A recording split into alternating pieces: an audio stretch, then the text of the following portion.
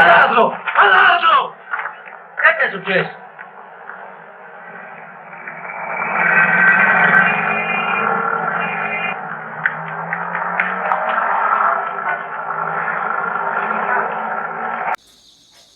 Antonio Rome का रहने वाला एक बेरोजगार इंसान है जो कि अन्य लोगों की तरह गरीबी से लड़ रहा है और वो काम की तलाश में है।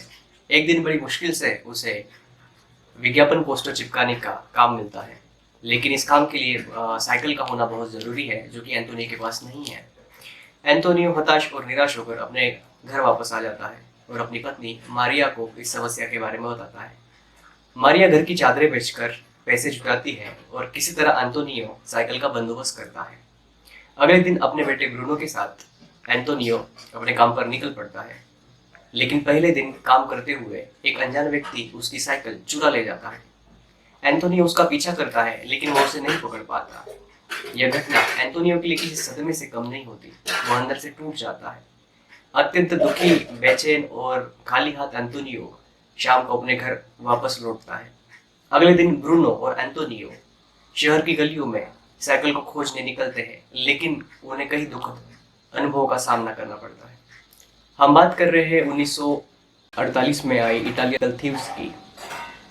इस फिल्म को आज तक की बनी हुई सबसे महान फिल्मों में से एक माना जाता है, और वह इसलिए क्योंकि यह फिल्म एक काल्पनिक कहानी ही नहीं बल्कि द्वितीय विश्व युद्ध के बाद की इटली की सामाजिक और आर्थिक परिस्थिति का एक सशक्त दस्तावेज और एक डॉक्यूमेंटेशन है।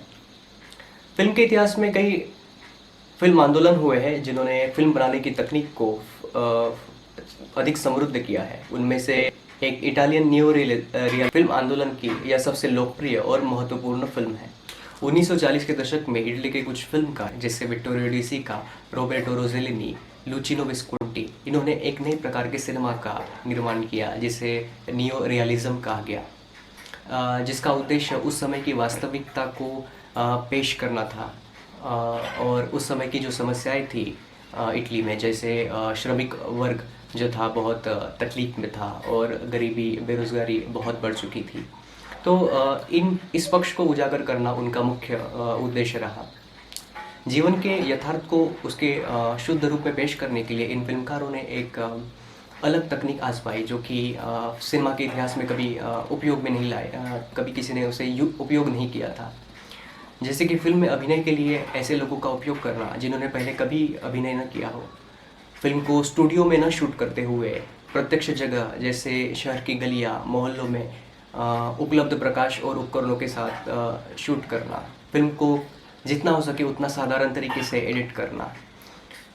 यह सिनेमा उस समय की हॉलीवुड की जो फिल्में थी, जो बहुत आलीशान, भव्य, लार्जर देन लाइफ हुआ करती थी, जो एक प्रकार से पलायनवादी थी, उन पर की गई एक टिप्पणी थी।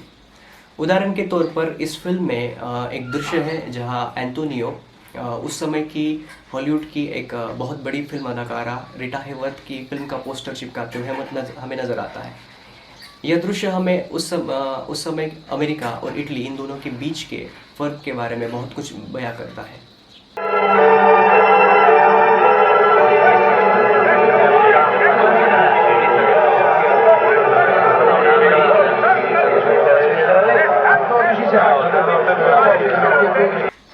पिता और बेटे की इस भावनात्मक कहानी ने यह साबित करके दिखाया कि फिल्म केवल एक मनोरंजन का साधन नहीं बल्कि एक विशेष समय काल और जगह का डॉक्यूमेंटेशन यानी दस्तावेज भी हो सकती है।